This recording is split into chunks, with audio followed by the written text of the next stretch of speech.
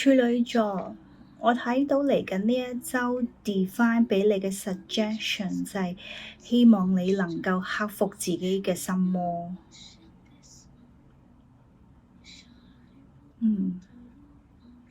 當然係咩心魔我就睇唔到係咩心魔，但可能睇到呢段片段嘅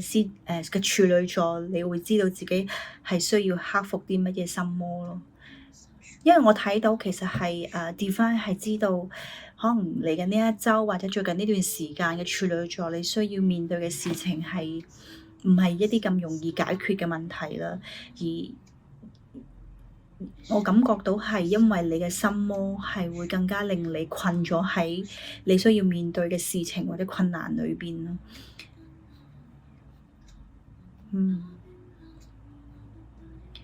所以其實我睇到 Divine 係希望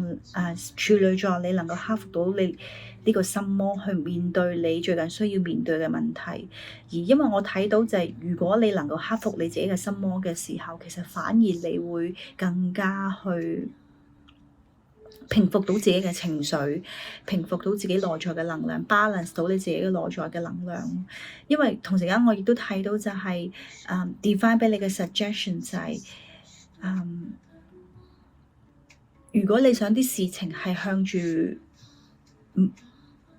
好嘅方向發展嘅時候，其實可能對於處女座嘅你亦都知道，其實可能你嘅心魔係乜嘢啦。你亦都知道係其實你要行出嗰一步，去克服自己嘅心魔，去面對你需要面對嘅事情。而我睇到 Divine 係希望你明白就係，如果你願意行出嗰一步嘅時候，Divine 係會好 support 你啦。呢個宇宙會好 support你，同時間亦都係你所面對嘅事情，其實係先至會有所轉變咯，而唔係可能係你永遠克服唔到你自己嘅心魔，而你祈求個結果會唔同嘅時候，其實係唔會唔同咯。OK，所以我睇到 Divine 係希望嚟緊呢一週處女座嘅你能夠克服自己嘅心魔，因為我覺得其實最重要嘅就係如果你願意踏出嗰一步嘅時候，因為可能最近處女座